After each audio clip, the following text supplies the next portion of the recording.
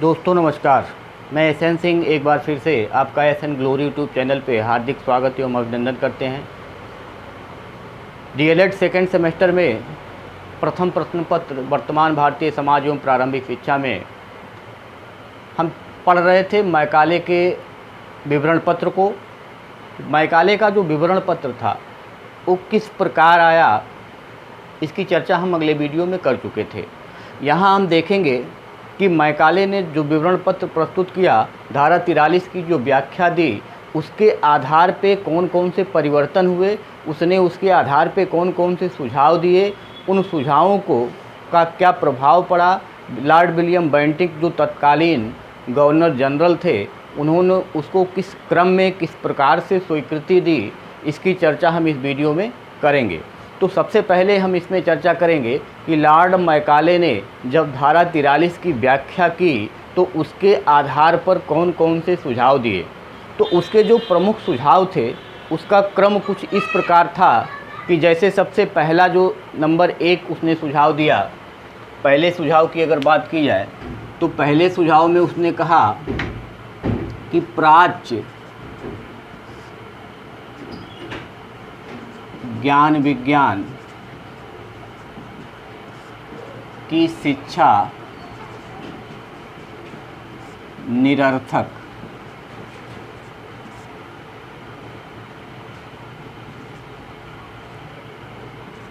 दूसरे में कहा कि पाश्चात्य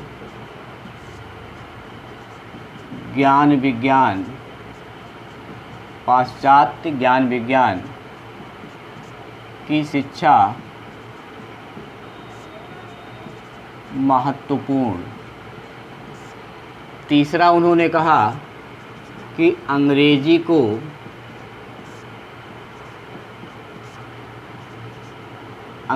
को शिक्षा का माध्यम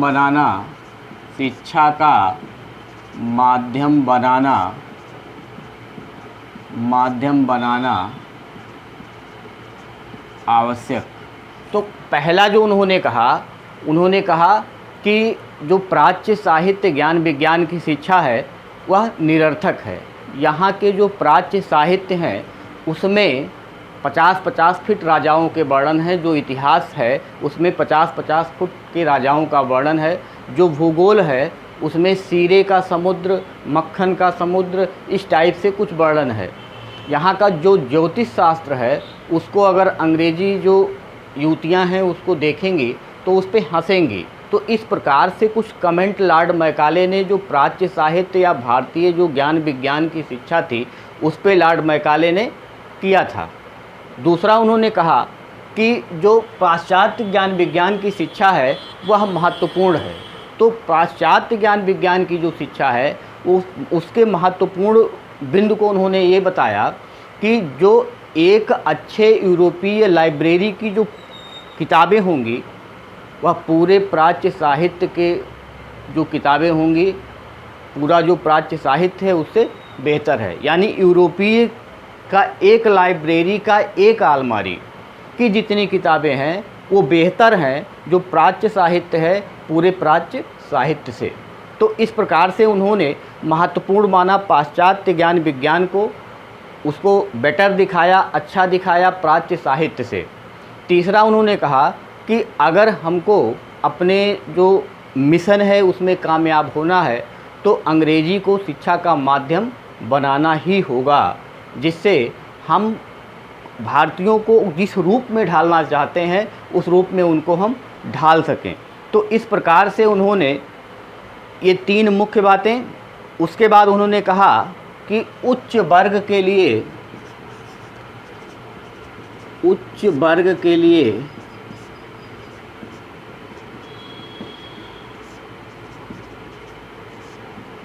उच्च शिक्षा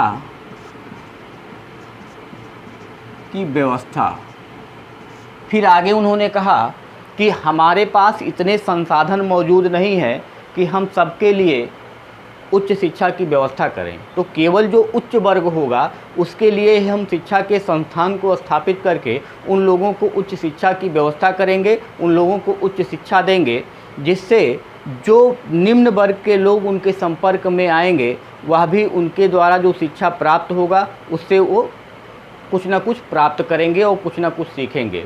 इस प्रकार से हमको जो यहाँ क्लर्क चाहिए वो क्लर्क भी मिलेंगे, और जो अगर एक तबका जो जनता है वह अगर होशियार हो जाएगी, जागरूक हो जाएगी, तो हम लोगों को यहाँ से जाना ही होगा। तो हमारा दोनों मिशन पूरा होगा कि हमको क्लर्क भी मिलते रहेंगे और जनता जागरूक भी नहीं होगी। तो इसी को जो उच्च शिक्षा केवल उच्च वर्ग के लिए लागू करने का काम किया लॉर्ड मैकाले ने, इसी को कहा जाता है कि निस्यंदन का सिद्धांत। निस्यंदन का सिद्धांत ये कहता है कि शिक्षा इन्होंने कहा उच्च वर्ग को दे दिया जाएगा और वहाँ से छन छन करके शिक्षा नीचे के वर्ग में अपने आप पहुँच जाएगा। तो ये जो छनाई का सिद्धांत इसी को कहा जाता है, या निस्यंदन का सिद्धांत इसी को कहा जाता है कि उच्च वर्ग को शिक्षा दिया जाएगा और वहाँ से धीरे धीरे करके वो नीचे जो उनके संपर्क में आएगा वह उनसे कुछ ना कुछ सीखेगा और जिससे वो भी उनको भी कुछ ना कुछ शिक्षा प्राप्त होगा। इस प्रकार से जो पांचवी बात इन्होंने कहा कि शिक्षा के क्षेत्र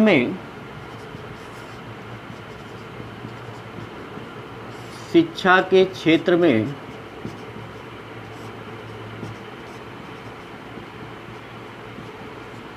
धार्मिक तटस्थता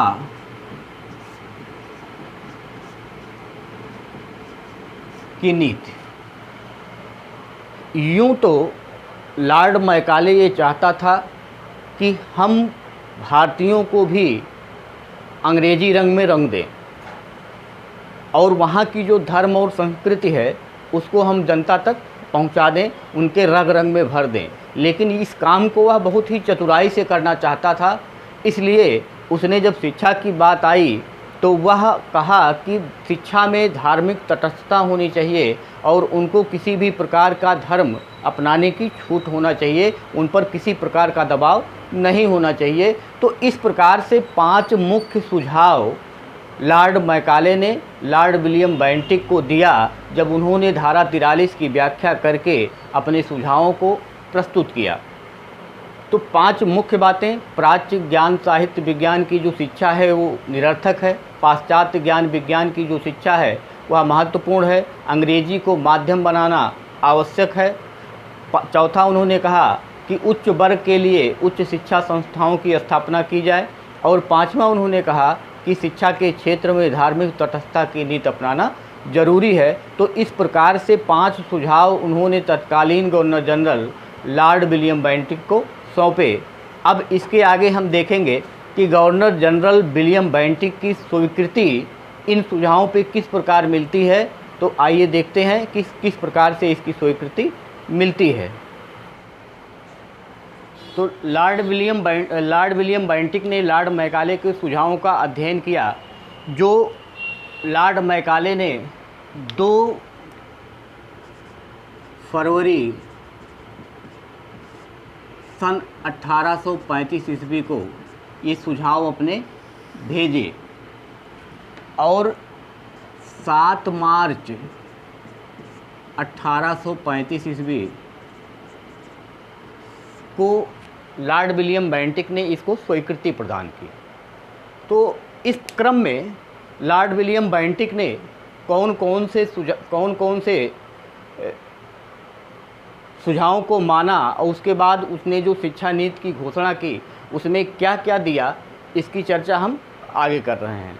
तो सबसे पहले इन्होंने कहा कि जो शिक्षा के लिए धनराशि है, पहला इन्होंने कहा कि जो निर्धारित धनराशि है, निर्धारित धनराशि का सर्वोत्कृष्ट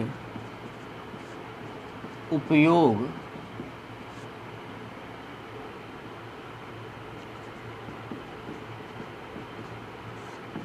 अंग्रेजी साहित्य पर। पहला इन्होंने कहा कि जो निर्धारित 1 लाख रुपए की धनराशि है, सन 1833 ईस्वी के आज्ञा पत्र में इसको बढ़ा करके 10 लाख कर दिया गया था। उसका अगर कहीं पे सबसे अच्छा उपयोग होना है तो वह केवल और केवल अंग्रेजी के साहित्य पर खर्चा किया जाए। अंग्रेजी ज्ञान विज्ञान के को बढ़ावा देने पर खर्चा किया जाए, ना कि प्राच्य साहित्य ज्ञान विज्ञान की बातों पर, के साहित्य पर।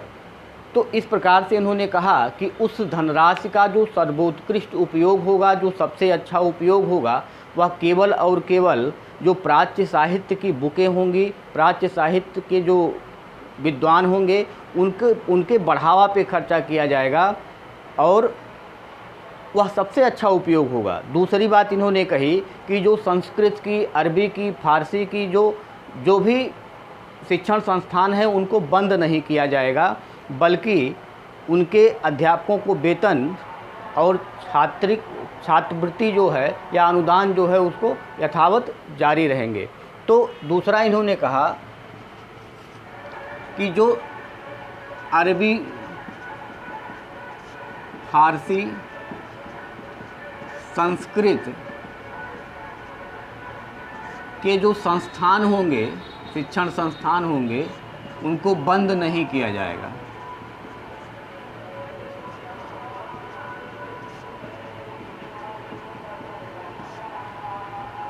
वेतन, छात्रवृत्ति, अनुदान दिए जाएंगे।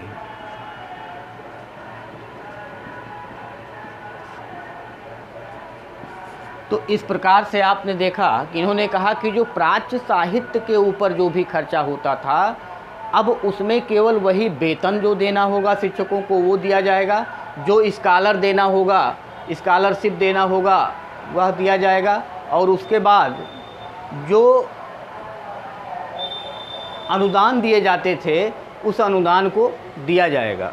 फिर तीसरी बात इन्होंने कहा कि जो प्राच्य साहित्य है, प्राच्य साहित्य जो है के मुद्रण पर, प्राच्य साहित्य के मुद्रण पर भविष्य में अब कोई व्यय नहीं किया जाएगा।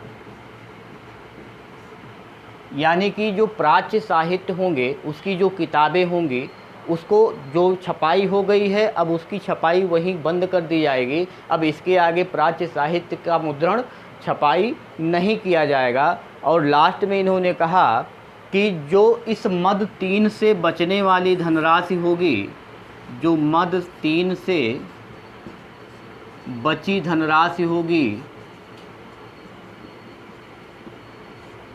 उसका जो उपयोग होगा, उसका जो उपयोग होगा वह अंग्रेजी साहित्य पर किया जाएगा, अंग्रेजी साहित्य पर किया जाएगा। तो आप देख रहे हैं कि 2 फरवरी सन 1835 ईस्वी को लॉर्ड मैकाले ने अपने सुझावों को लॉर्ड विलियम बेंटिक, जो तत्काल गवर्नर जनरल थे, उनके पास स्वीकृति के लिए भेजा, और उसका लॉर्ड विलियम बेंटिक ने अध्ययन करके गहन चिंतन किया, और चिंतन करने के बाद उनके सुझावों को स्वीकृति प्रदान की। तो सुझावों का जो क्रम था उसमें उन्होंने महत्वपूर्ण 4 स्वीकृतियां प्रदान की। पहला है कि निर्धारित जो धनराशि है उसका अगर हम सर्वोत्कृष्ट यानी सबसे अच्छा उपयोग कर सकते हैं तो अंग्रेजी साहित्य के ऊपर कर सकते हैं। फिर दूसरा उन्होंने कहा कि जो भारतीय यानी प्राच्य जो संस्थान हैं, चाहे वो अंग्रेजी के, चाहे वो अरबी के हों, चाहे फारसी के हों, चाहे संस्कृत के हों, तो इसको पढ़ाने के लिए जो संस्थान अभी तक प्राच्यवादियों ने स्थापित किए हैं, भारतीयों ने स्थापित किए हैं, उसको बंद नहीं किया जाएगा। उसमें जो शिक्षक कार्यरत हैं उनको वेतन उसी रूप में प्रदान किया जाएगा, जो छात्र पढ़ते हैं उनको छात्रवृत्तियाँ उसी रूप में दी जाएंगी, और जो अनुदान अभी तक दिए जाते थे वह अनुदान यथावत जारी रहेंगे, उनको किसी प्रकार से बंद नहीं किया जाएगा। उसके बाद जो तीसरा बिंदु इन्होंने कहा कि लेकिन जो प्राच्य साहित्य का मुद्रण है उस पर अब किसी प्रकार का कोई व्यय नहीं किया जाएगा। और फिर लास्ट में इन्होंने कहा कि मद 3 से जो बचने वाली राशि होगी, जो मद 3 से बचेगा, वह केवल और केवल अंग्रेजी साहित्य पे उसको खर्चा किया जाएगा। तो इस प्रकार से जो सुझाव आए लॉर्ड मैकाले के, उसके अध्ययन के बाद लॉर्ड विलियम बेंटिक ने प्रमुख 4 सुझावों की स्वीकृति प्रदान की, जो 7 मार्च सन 1835 ईस्वी को उन्होंने जारी किया। अब इसके आगे हम देखेंगे कि लॉर्ड मैकाले ने जो स्वीकृति प्रदान की, लॉर्ड मैकाले ने जो सुझाव दिए और लॉर्ड विलियम बेंटिक ने जो स्वीकृति प्रदान की, उसका प्रभाव क्या पड़ा। तो इन प्रभावों की व्याख्या हम इसके आगे कर रहे हैं। तो अब हम देखेंगे कि लॉर्ड मैकाले ने जो विवरण पत्र प्रस्तुत किया, लॉर्ड विलियम बेंटिक ने उसको स्वीकृति प्रदान करके जो दिशा निर्देश जारी किए, उसका क्या प्रभाव पड़ा, भारतीय शिक्षा पर उसका क्या प्रभाव पड़ा। तो इस प्रकार से हम देखते हैं कि जो सबसे पहला प्रभाव पड़ता दिखाई देता है वह नई शिक्षा नीति की घोषणा, और जो दूसरा दिखाई देता है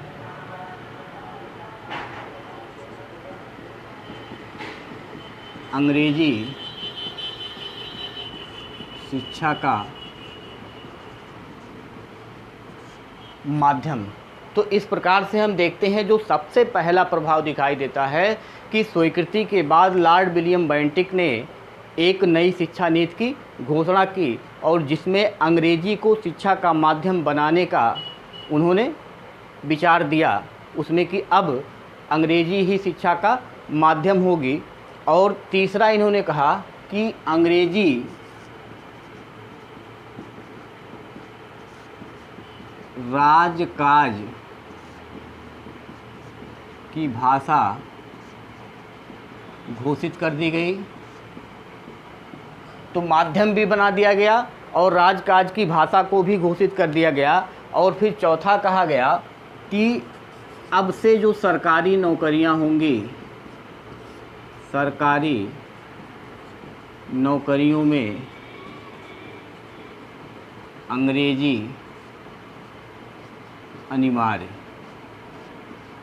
तो इस प्रकार से हम देखते हैं कि लॉर्ड मैकाले के सुझावों पर ही भारत में अंग्रेजी शिक्षा की नींव लॉर्ड विलियम बेंटिक के द्वारा डाली गई, जो आज तक अभी भी उसी रूप में है जिस रूप में उन लोगों ने छोड़कर गया था। जबकि अगर देखा जाए तो प्राच्य साहित्य ज्ञान विज्ञान जो है वो कहीं से भी पाश्चात्य ज्ञान विज्ञान और साहित्य से हमको कमज़ोर नज़र नहीं आएगा, लेकिन हम दूसरे के संस्कृत को अपनाने के चक्कर में अपनी संस्कृत को भूल बैठे हैं और उसको हम उस आधुनिकता को हम अपने से अच्छा मानते हैं। तो ये जो है लॉर्ड मैकाले के विवरण पत्र का जो प्रभाव पड़ा वह भारत में अंग्रेजी शिक्षा की नींव डाल दी गई उससे, और अब उन्होंने केवल उच्च वर्ग को उच्च शिक्षा देने की व्यवस्था जो की, यानी कि जिसको हम कहते हैं कि जो निस्यंदन सिद्धांत, या इसी को कहा जाता है छनाई का सिद्धांत, छनाई का सिद्धांत। और इसका जो मेन मतलब है वह यह है कि उच्च वर्ग को उच्च शिक्षा, उच्च वर्ग को उच्च शिक्षा, इसका मेन मतलब यही है। तो इस प्रकार से हमने देखा कि लॉर्ड मैकाले ने धारा 43 की व्याख्या किस प्रकार की, उन्होंने अपने उसके व्याख्या के ऊपर सुझाव क्या प्रस्तुत किए, लॉर्ड विलियम बेंटिक ने उसको किस प्रकार से स्वीकृति प्रदान की, लॉर्ड विलियम बेंटिक ने उसके बाद कौन से कार्य की यानी शिक्षा नीति घोषणा की, अंग्रेजी को शिक्षा का माध्यम बनाया, और तब से अब तक आज तक अंग्रेजी को ही शिक्षा का माध्यम, अंग्रेजी मीडियम स्कूल को हम ज़्यादा वैल्यू दे रहे हैं आज के डेट में। क्यों दे रहे हैं? वो लॉर्ड मैकाले की ही देन है। तो इस प्रकार से हमने लॉर्ड मैकाले को देखा। अब आगे के वीडियो में इसके आगे के टॉपिक पे चर्चा होगी। आज के लिए बस इतना ही। धन्यवाद, नमस्कार।